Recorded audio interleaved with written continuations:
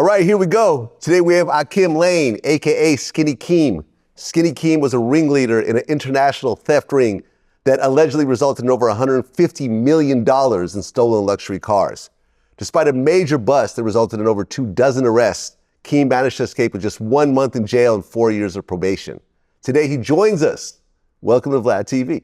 Thanks, man. Thanks. Well, very interesting story. So you grew up in South Philly. Yeah. South Philly. So what was the family like? Both parents at home, single mom? Yeah, both parents was home until about 1986. So I had both my parents until about 1986. Then I just was with my mom after that and my other siblings. Yep. And how many kids was it? It was 4 of us. Yeah. Okay, single mom, 4 kids. Would you say you guys were struggling or mom was doing okay? Before 1986, yeah, we wasn't struggling before 1986. 1986, it got hard when we moved to Southwest Philly. From South Philly, it got a little hard, yeah. Okay, because you got 1 mom, 4 kids. Is the dad still in your life or is he not really around? No, he wasn't really around. Yeah, he wasn't really around. Okay, so right around 7 years old or so, you actually started stealing? Yeah, I started stealing from the corner stores and stuff. Yeah, I started stealing, like, every day I would steal something. I would go to the corner store and steal something. Okay, like what were you stealing? Just like cookies, chips, soda, candy, stuff like that. Okay, but every so often your mom would catch you. Yeah. One time I got caught stealing and they chased me home and my mom beat my ass. Yeah. Okay, but that didn't really stop you. No, they ain't stopped me. They ain't stopped me. It just made me a little bit better. Well, around this time in Philly, there was a war going on between JBM, aka the Junior Black Mafia, and some of the Jamaican crews. And you actually saw a shootout in front of you. Yeah. So I used to go to the store for like the neighbors in the neighborhood. And one day I was going to the store. This had to be like, I guess, maybe 1987. I was going to the store for one of my mom's best friends. I was going to get cigarettes because back then, you know, kids can buy cigarettes. So I was going to get the cigarettes and everybody else used to go like swimming and play basketball. I never did that. I always stayed around and I watched the hustlers and I always was trying to make $1. So I would go to the store for people. So I went to the store for her one day on 60th and Springfield. And when I went in the store, it was kids in there. They was playing on a video game. So I just got my stuff. I didn't get paid yet. I don't get paid till I come back with the stuff. Then I get paid. So I couldn't play the video game or nothing. So I just got the cigarettes and I left the store. And by the time I got like a little ways up, well, as I was walking out the store, 2 dudes was coming in. And as I was like a little bit up the street, they just had a shootout. So me being a kid, I don't know what to really do. So I turn back around and I go back to the store. And when I went to the store, back to the store, it was like blood coming from under the door. Little boy was in there shot. It was a couple people in there shot, but the one that I seen was Marcus Yates, and this like blood was coming from under the door as I was opening the door. Well, that ended up being a murder, right? Yeah. Yeah. So how does that affect you, a little kid seeing a dead body in front of you? It didn't really affect me at all because I was still young and I didn't know. If it was one of my friends or something, I probably would have been damaged, but I didn't know who it was. Not to be senseless, but I was a kid. I just didn't know. Okay, so here you are, you're a kid, you've seen this type of thing just in your own neighborhood. You're hanging out, watching dudes hustle, and then you actually end up dropping out in middle school. Yeah, dropped out. I dropped out 6th grade, but then I started going back to school, but the only reason why I went back to school was to rap. Like I used to just go to school just to rap. I would go to every lunch, I would rap, and then Chris and Neef had just got signed, so I would see I would see Chris at my school, and we would go back over to Gratz and rap in the lunchroom and all that. So I was just ping-ponging from every school, just rapping at every school. Okay, but ultimately your rap career never really took off. Nah, I started rapping for this group in South Philly called Off the Hook, and I got on one CD and that was it. I just knew I was probably better at hustling in the streets. Well, in 1996, you're around 16 years old. You saw Yeah. another murder at a barbershop. Yeah, I seen a murder at a barbershop. So my mom had this friend. He was the number man. So I used to be with the number man all the time. And the number man taught me how to, write the numbers. So I used to live with him. And we was on 24th and Lehigh. And the way that his house is, he had big windows in the front. So I wanted to go home. It was Christmas. It was either Christmas or Christmas Eve. And I wanted to go home, but he wouldn't take me home. And I'm glad that he didn't, because if we would have left out that door, we both would have got shot. So before he came back, I heard like all this commotion outside. And then they was coming out the barbershop and I just seen them shooting out in the street. And the guy got killed in the street. And I still couldn't go home that night because they shot the van up. So they shot the radiator up in the van. So I still didn't make it home that night. I mean, at this point, you've seen 2 murders at 16 years old. Did you think maybe I need to just get up out of here at some point? Like I might be the third? No, I never thought about that because I was rapping. So back then, if you was a rapper or you was a ball player, you was safe in the hood. Like nobody, like you had a pass in the hood if you was either one of them, a rapper or a ball player. So I walk around like, no fear. I knew everybody. So I never thought about getting hurt. Well, you're running around and you hook up with the guy that does numbers. Yeah. So now you're learning how to run numbers yourself. Did that ever actually build up in terms of a business for you or not really? No, it didn't build up because somebody came in and murdered him. So that's the third one. Somebody came in and murdered him. One day I wanted to go home. He didn't feel like taking me. We had an argument. And after that argument, he finally took me home. And me, I'm stubborn. So when you do something to me, I don't talk for a while. So days went by and I ain't call him. So I finally was like, I was ready to apologize and I was ready to go back down North Philly. And I called them and I kept calling and nobody answered. Then the last time I called, the detectives answered. And they told me that he was in there dead, that they found him dead in there. So the night that I went home, when he went back home, somebody killed him. So is this the first time that someone you actually knew got killed? Yeah, yep. That's the first, yeah. So did that affect you? No, it still didn't. I mean, I was hurt at first, but it still didn't affect me. It didn't affect me. Well, by age 20, there was a warrant out for your arrest over a drug charge. So were you kind of dabbling in drug dealing around this time? Yeah, I was well, actually, no, I wasn't dabbling in drug dealing. I still was doing my rap thing and I was writing. So I was sitting in the car one night with Cheedy and Flip. These was my friends. So I was sitting in the car one night and I thought it was a hit. So we thought it was a hit because the cops ran up on the car and they was like, lay that shit down. And so my friend Cheedy pushed me out the car and they take off running and I take off running and I don't know why, every time I run from the cops, I fall.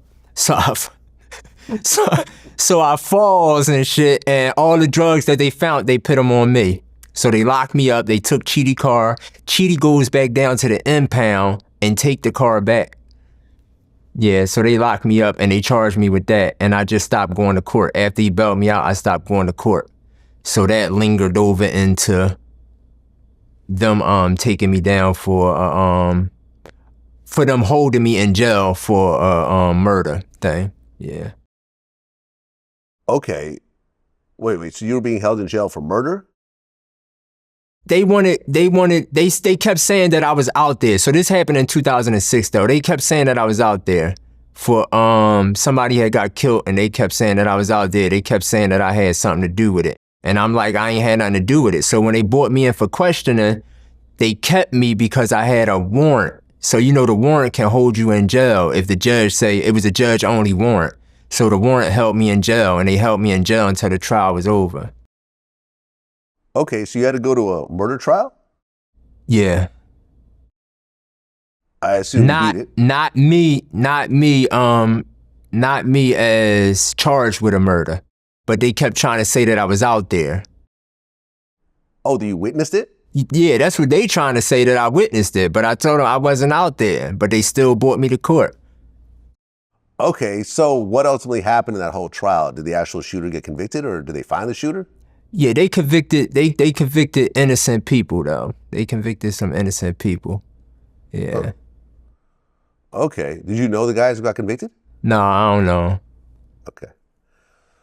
Okay, so by 2001, you're like around 21 years old. You start to drive, and then you start getting into stolen cars.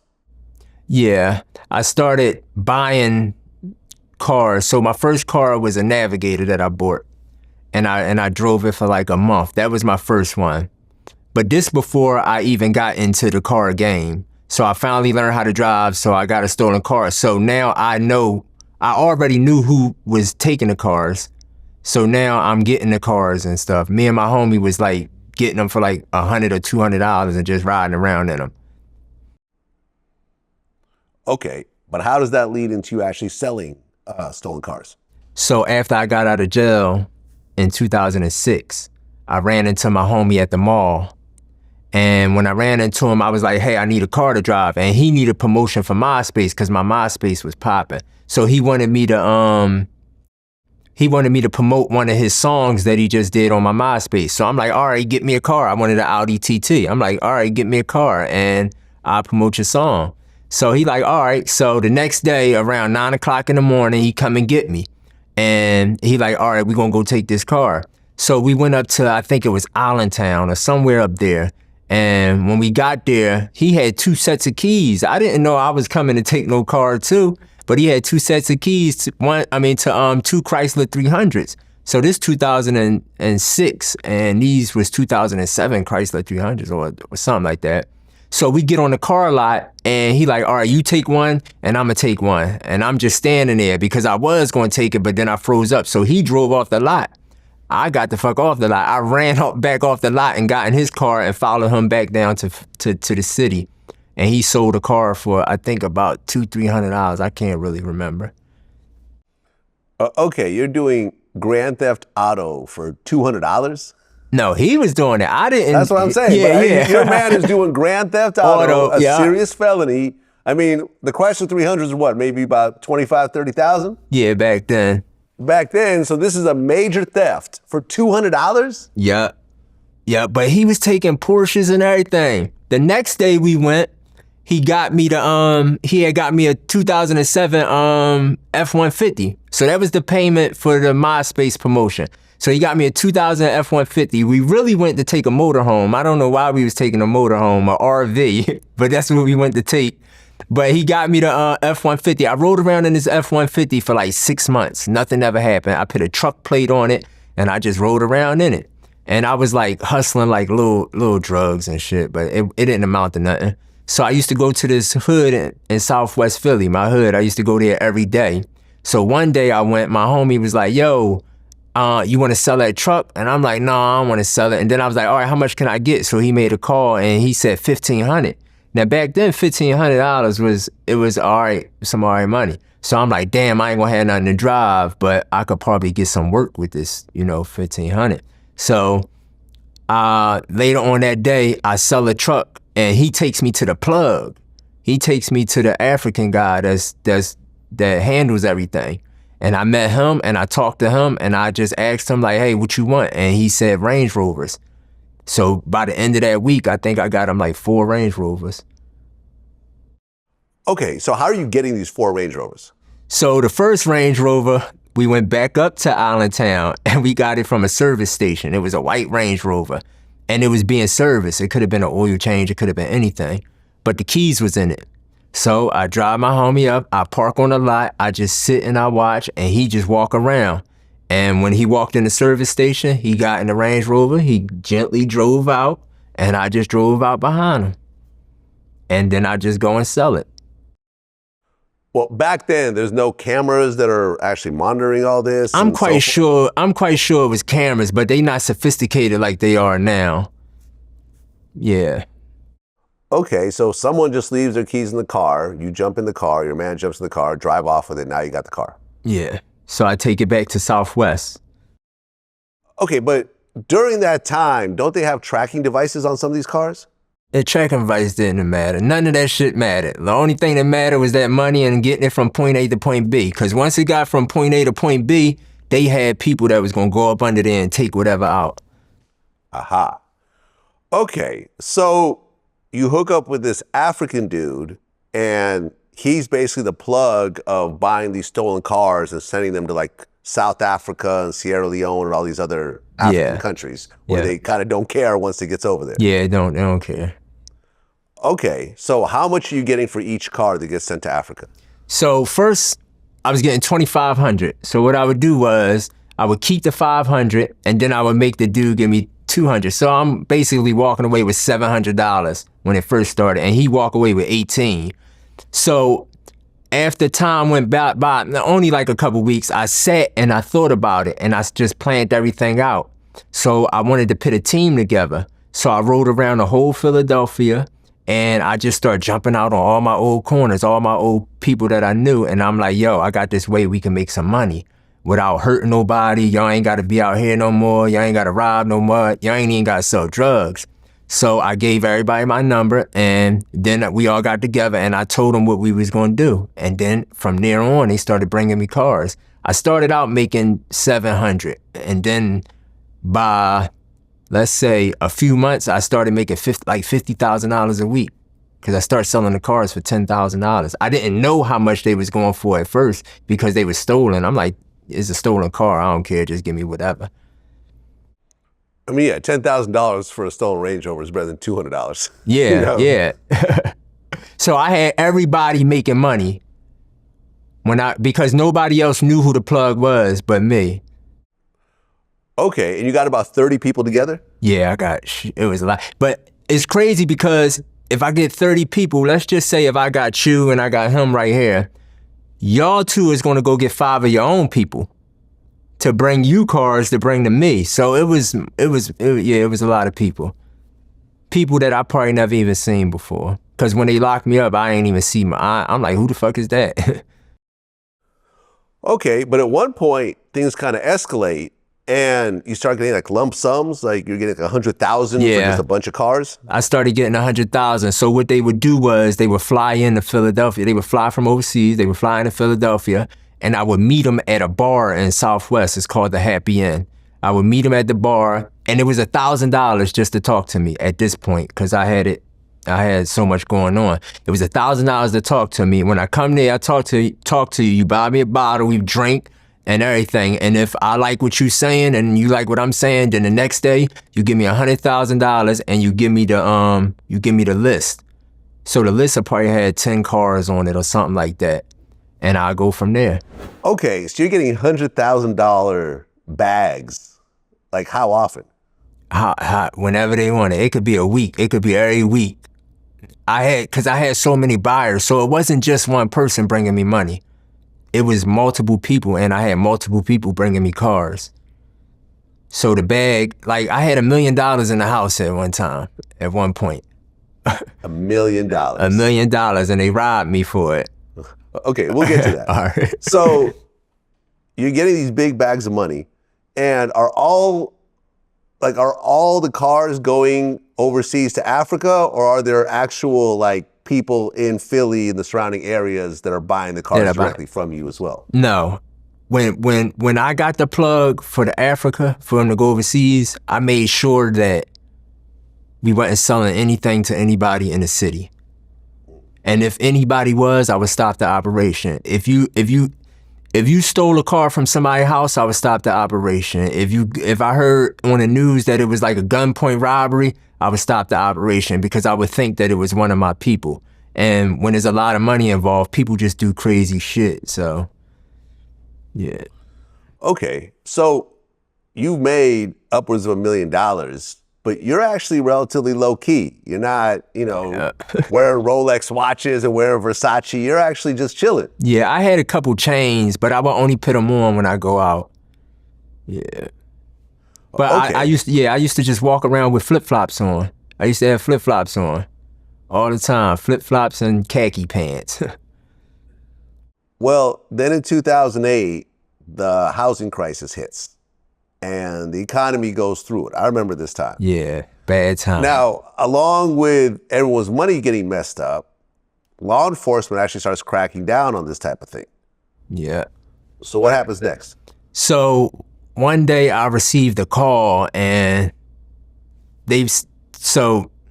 I received the call that a boat got hit, and then I seen it on the news. So I started calling everybody. I was like, is it over? It's over, man, it's over. So I had at this time I had $600,000. So what I did with the $600,000, I tried to invest it into a construction company overseas, and I had a lot of friends, so I thought that it would be good. And we all had cash. Nobody had it wasn't no bank card, nothing like that. So $600,000 I give to, God rest his soul, MS. I give to MS to do the construction company, and he keeps the money. But I can't complain because it's dirty money. And then after that, it's crazy because I still did business with him. It's the game. I was taught that the more you make, the more you gonna lose. So, yeah. But they got the container and they locked somebody up. And he called me from the feds. The dude called me from the feds, and he said, I don't know who told on you. He said something like, they don't know who you are, but they know your name, or they don't know your name, but they know who you are. So you need to lay low. So when I heard that, I had got some scrubs, I got a stethoscope, I got a book bag, and I got some books. And I started going to my girlfriend's college and hiding out in her college, just going to take nursing classes without paying. Well, if you're getting a call from the feds, those calls are all being monitored. Yeah. So if they got it, they could go hear it. Right. If he's warning you, that means the feds are knowing that he's warning you. So now the feds know who you are because that's your phone number. I don't know if it was a burner phone or not, but still. Yeah. But it's crazy because they never, ever came and got me until $1 million, until I got robbed for the $1 million. That's when they came and got me. Well, when you talk about getting robbed for $600,000, so basically you invested in a fake construction company in Africa? Yeah, but then after that, I got robbed for $1 million cash. Okay, so things just go bad for you one after another. Yeah, it was going bad. Right, well, because by 2010, the recession had kind of cooled off and things are getting back to normal. Law enforcement's not cracking down. So you end up kind of coming back and going into the whole car theft thing again. Yep, I went back to work. They called me and I went right back to work. Right, and then you made $1 million, and then, like you said, your house gets robbed. Yep, I made $1 million in 2010. They robbed it. It had to be, I think, the end of 2010, maybe 2010, the beginning of 2011. Yep. Okay, so who robbed you? I don't even know. They showed me some pictures. I knew everybody on the pictures, but I was like, man, it's the game. As long as I ain't get killed, it was the game. So were you home when the robbery happened or no? The crazy thing is, I was getting dressed and I was going to this Soul Food Wednesday. They had soul food every Wednesday. So I'm in the car. They had to been sitting there watching me, waiting for me to leave. I'm in the car, I'm taking pictures because I had a watch on and all that shit. But I know that they was sitting there watching me because I had cameras outside my house. But they was dummy cameras though. They was just monitors and shit. But they didn't care. They came through the other side. They used a fireman axe to get in, and they took the safe. I had a safe like that big. How'd you feel when you got home and $1 million in cash is missing, and it's all dirty money, so it's not insured? You can't call the police, really. I mean, you can, but they won't do anything ultimately about it. I called the cops. Say, hey, listen, these guys stole my stolen money. I called the cops and said I got robbed. Cause when I don't know, man, you just, Why would you do that? I don't know. You know where that money came from. Why would you do blank, that? But I told the cops when they got there, I said I'm a rapper, and they took $1 million out of my house. So they takes me and my girlfriend down, they fingerprint us, and I think that's another way that I got hot, that they got on me, because I tried to change it. I'm like, no, it was 50,000, but they already knew what was going on. Okay, so you get robbed for $1 million. You're crazy enough to call the police about it. Now, And where you I try was to get- living at, they came so fast. They came like fast as hell. And by the time they came, I realized that I'm not no civilian. I'm in the game. What the fuck am I doing? So I'm all fumbling when they get there, and I'm like, all right, forget it. Okay. Well, at one point you're trying to get out of the whole car theft game, but you got threatened by one of the people? Yeah, that was after the robbery. I didn't want to do it no more. And he kept calling me and calling me and calling me. So he like, they wanted some Range Rovers. And he was saying that somebody over there, somebody overseas, over in, it had to be like Sierra Leone or something. They kidnapped his sister. I don't know if it was a gimmick or anything, because he know that I ride for my people. So they were saying that he was saying that they kidnapped his sister over there, and he needed 3 Range Rovers to get her back.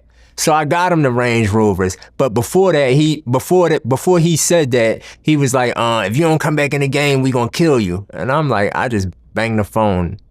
And then that's when he called me talking about his sister. So I got him the 3 Range Rovers. But then after that, he bought me a Range Rover, so. Okay. So then a situation happened where you had a Jaguar that you want to trade for an X5 BMW. No. So I had a Jaguar, and the guy that I was saying took the 600,000 from me. He had a BMW, and we traded. We switched off. But the whole time I knew that he was working for the feds, but he wouldn't give me up though. But I knew that he was, and I still was selling them cars while he was working for them though. That's the crazy thing. But when I gave him my car, I don't know if they put a bug in it. I don't know what they did, but I let him hold my car, and then I kept calling him to get it back, but he wouldn't answer the phone, and it took him a long time. And then the next day I got pulled over, and they just took the car. They didn't say what they took it for or nothing. Okay, so you switched cars. So now you're rolling around in a car that's allegedly bugged by the feds. I don't know what he did. I don't know what they did, but I knew that he was working for him. But then 2 days later, law enforcement shows up. Yeah, they show up. They knock on my door. I got my son in my hand, and they say, you know what we here for? I said, yeah, y'all just took my car. What, y'all coming to give it back? He said, no, it's deeper than that. He said, you want to come down and talk to us? I was like, nah. And he was like, we're not going to take you because you got your son. And they gave me a card. So I called my lawyer, and then I went down to my lawyer office, and I gave him the card, and he called them. But when I went down there, I already knew what was going on. I already knew it was almost over. So I asked him, I said, hey, can you hide $1 million for me? But obviously he said no. But when I got down there and I was telling him all the story, he was calling all his colleagues in to hear the story and shit. It was pretty wild. Okay, so you got robbed for $1 million, but you had another $1 million on deck? Yeah, cause somebody sent me 100,000 after I got robbed, and I didn't want to do it no more. Somebody sent me 100,000 from London. Yeah. Okay, so they show up, they give you a card, you try to get rid of $1 million or try to hide $1 million, and then your house actually gets raided. Yeah, they raided it. Like, they chased me around. Well, they didn't chase me. I was having them run around Southwest, because I seen them. They kept coming through my block. So I'm like, yeah, I knew it was over. So I just put them on a runaround. So we'd be running I'd be running. I was running. I wasn't even in the car. I just running. I see them coming out this block, that block. And then they came the next morning after that. Okay. Now, were you arrested during that raid or no? Yeah, I was arrested. Okay, because wasn't there another situation in a shopping mall? Yeah, so that's when I got set up. So it was a white Audi Q7. So I was going to sell this Audi Q7. It was me and my homies. And my homie, his girlfriend was a cop. So we was using her car, and that's how they caught on to us, because they got the license plate. And the whole time he telling me, yo, don't go to the mall. The mall is too open. This is set up. Whole time it was. So I gets out the car with my other friend, and we go over to the car that I'm selling. I get the money from the guys that I'm selling the car to. I get the money from them, and then me and my homie start arguing on the lot. Mind you, they got all this on camera. So as we walking off, all these cops just start coming. They came from the left and the right. But they was there because on one side, they was doing a drug bust. And on the other side, they was trying to see what we was doing with the cars. So they start arguing. The cops start arguing in the lot.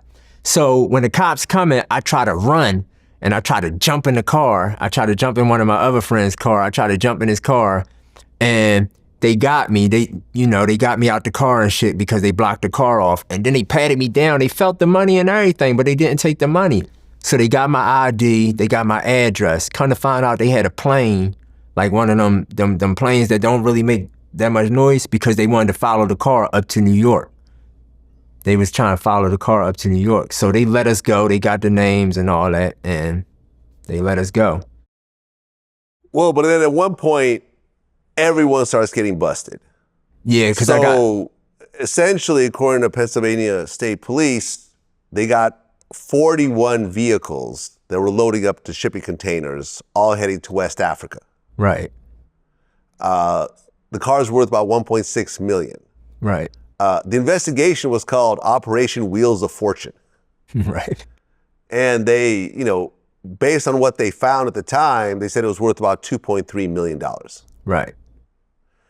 There were some statements that were actually made. So the Attorney General, Linda Kelly, said this was a focused and elaborate operation aimed primarily at high-end luxury cars and sport utility vehicles, often snatched from the car dealership lots or service departments in the communities around Philadelphia, and then quickly loaded into shipping containers for delivery to buyers overseas.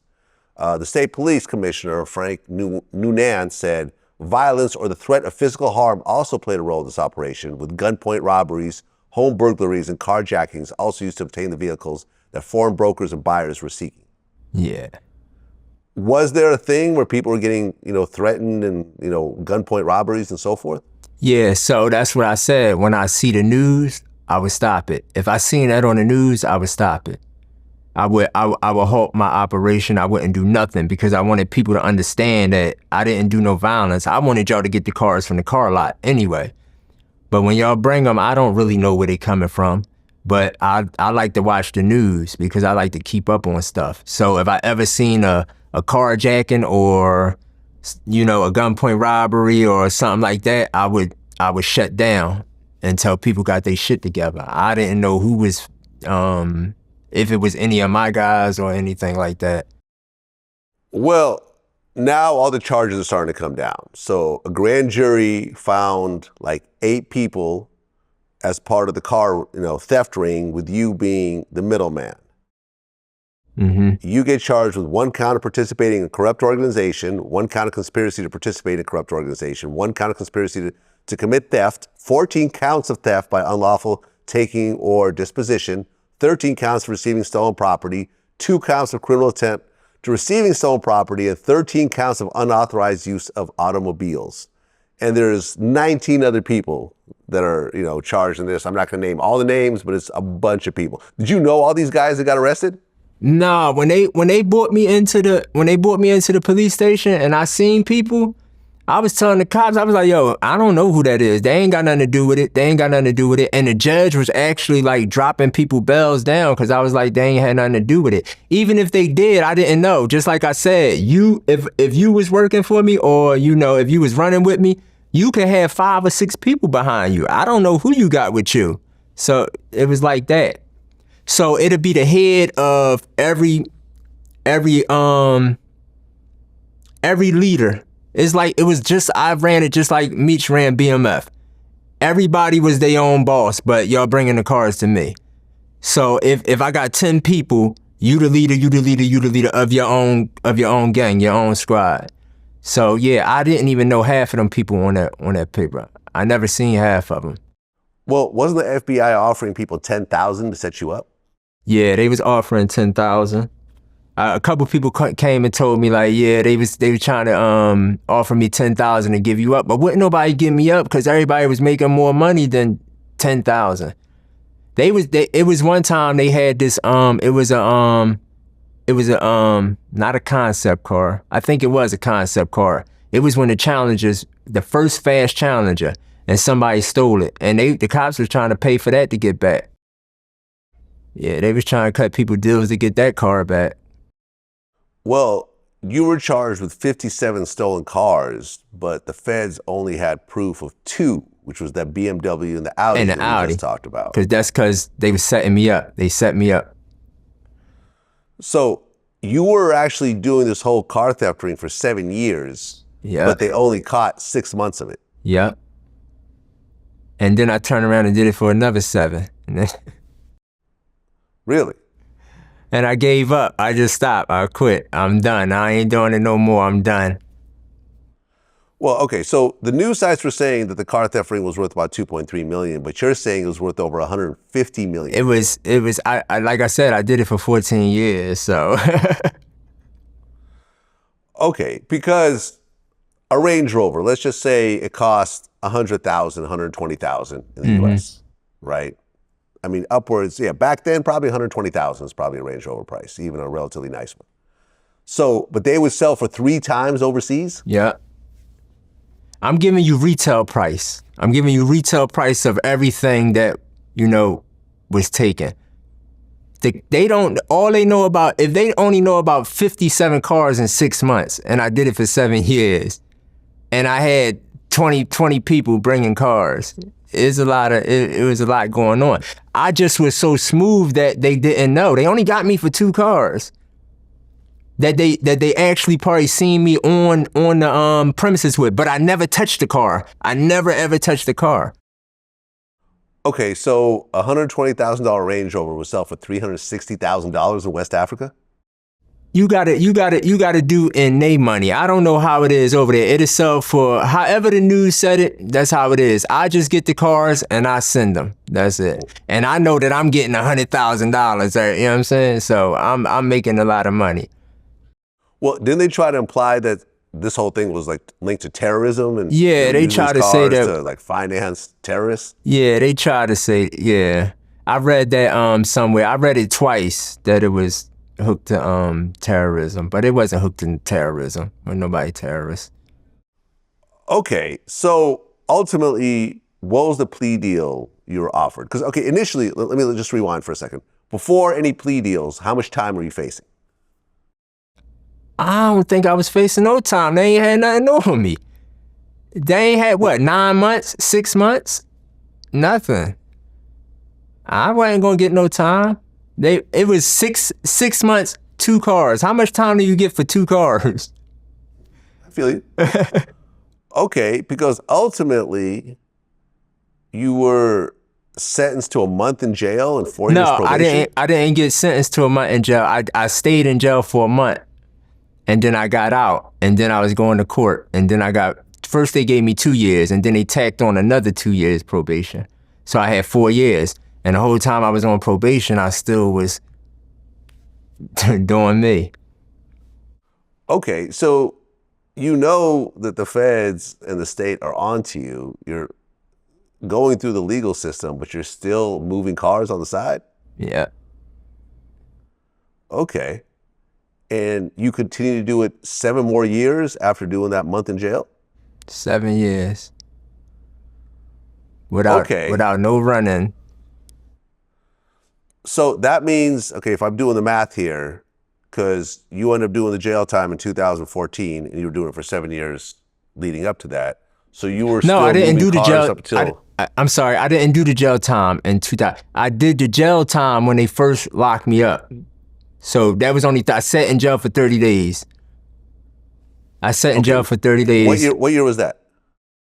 2012. Whenever the raid happened, whenever they came and bust, I stayed in jail for 30 days. I got out and then I got the 4 years in 2014. Okay. So when did you actually stop working this whole car theft thing? Like 2018. So you were doing it, you said for 14 years, from 2004 to 2018, you were moving cars. 2006 to 2018. Okay, 2006 to 2018. Yep.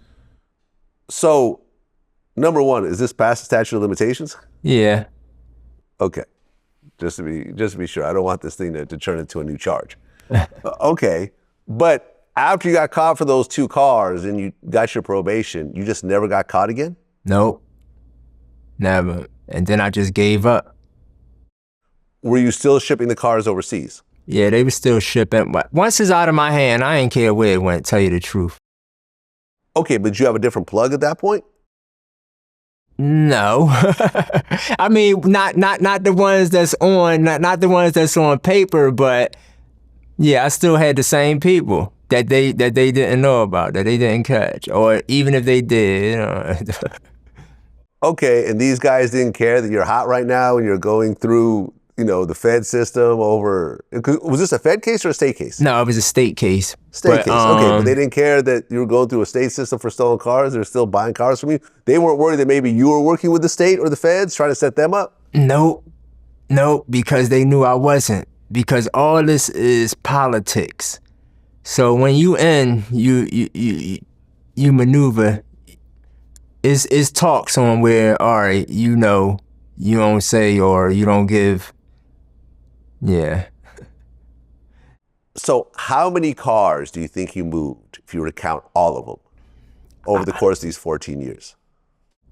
I don't know. I ain't never keep track. I never kept no paper. I never kept nothing like that. Okay, just eyeball it though. Like if you Eyeball look at it. how many a month or how many a year, like let's just say how many a year you moved over the course of those 14 years. Like, So I probably moved. put it together. I probably moved at least 1,500 to 2,000 cars.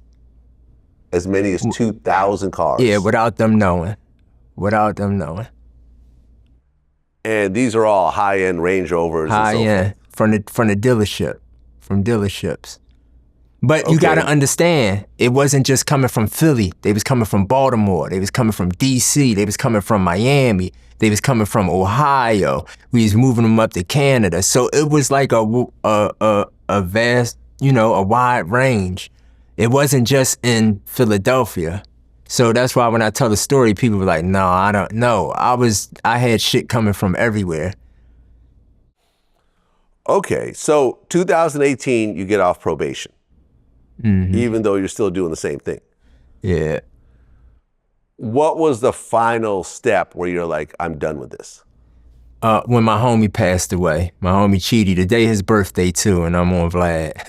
Yeah, he passed away and he had changed his life. And I used to see like the things he was doing. He was building his credit. He had a tow truck company, but I still was moving the cars and shit. And then after he passed away, I just was like, I'm done. I woke up one morning, I was like, I'm done.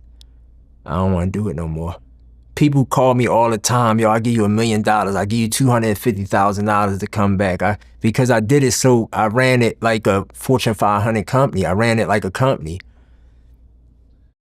I mean, right now, with all the cameras and all the tracking and everything else like that, can you still do it at the same level? Or do you think it's just, you know, you don't recommend people to get in this game?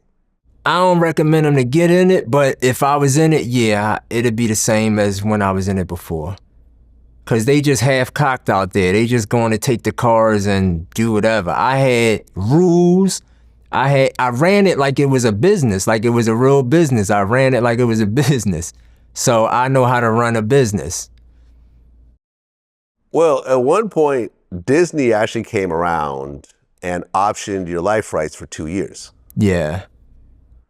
Was that around the time that you stopped doing all this? Yeah. I stopped and I was like, yeah, I'm gonna try to sell my story to Hollywood. So I just started hitting producers up and a producer liked it. He took it to his manager and he put me in the option for 2 years while he shopped it. And then after that 2 years, then ABC Signature came along. Netflix wanted it too, but we had went with ABC Signature. I went in a 2-year option. They wrote the script, they got the script, everything. And then the writer's strike happened. So wasn't nobody buying. So, yeah. How much were they paying you for these options these 2 times? I can't say, but. But it was enough to make you stop stealing cars? No, it wasn't enough to make me stop stealing cars, but I just know how to stay out the way. So I was fine. I was fine. Okay. I was fine with the money, yeah. Okay, so ultimately these life right deals have expired both times. Yeah, so I got my rights back. Okay. Yeah. Now, look, life happens, right? The one thing you're guaranteed is uncertainty. You could wake up tomorrow and you need an operation and you don't have insurance, or, something bad happens to someone close to you, or, suddenly you lose money. If you have your money in stocks, the stock crash happens. Do you think that if your back is against the wall, you'll go back to doing what you're doing? Or at this point, you feel like no matter what happens, I'm done, I'll figure out a different way? Nah, no matter what happens, I'm done. I just make a call. Somebody will give me the money. I did a lot for a lot of people. I did it, and I'm fine. So no, I don't got to go back. But if I ever did, well, I'm not even gonna say if. I'm not, but I would run it better than anybody that's running it now. It would not be the crime rate would not be so high as it is, and everything. It's not organized. It's not organized crime. It's just a shit show now. Okay, so you're aware of some of the other guys that are running these types of operations? Yeah, I see it on Instagram. I see it on the news. They get caught in 5 days. I didn't get caught for 7 years. And I was out in the open. I'm in front of a police station. I'm coming to New York on Jerome Avenue. Is that right off of George Washington Bridge? I think. As soon as you come off of George Washington Bridge, you make a right, and there's a little block right there. And I think it's a police station right here. I used to come right there and bring cars right there in front of the police station. But I did everything out in the open, so don't nobody believe you when you do shit out in the open. They be like, oh, he fraud. And they used to think that I was making money in my basement. They thought that I had counterfeit money because I had so much money. But I kept everything in the open, and I'd be like, yo, I'm a millionaire. They'd be like, fuck out of here. I'd be like, all right. And then when it came on the news that I got caught, that's when everybody believed. Okay, so how are you supporting yourself these days? Because you're still fairly young. Yeah, I am. I made a cushion for myself. I'm all right. You're right. Okay.